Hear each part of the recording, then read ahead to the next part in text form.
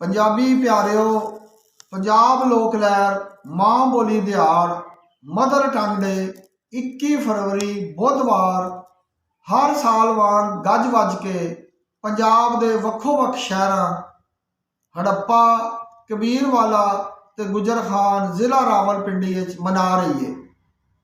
साडा मरकजी इकट्ठ हड़प्पा की उस धरती ते होवेगा जिथे हज़ारां साल पहले साडा जन्म बतौर कौम होया सी। पंजाब भर दे पंजाबी प्यारिਆਂ ਨੂੰ ਅਰਜ਼ੋਈ है पंजाब दे हर शहर ते कस्बे विच मां बोली दिहाड़ मनावण दा आर करो तां जे पंजाबी अवामी ते सियासी मसला बने। हड़प्पे इकट्ठ विच पहले वांग रैली, सैमीनार, मुशायरा ते लोक फनकार अपने फन का वखाला करनगे। सारे पंजाबी इस इकट्ठ विच रलत करके अपनी मां बोली का मान वधाण। जीवे पंजाब।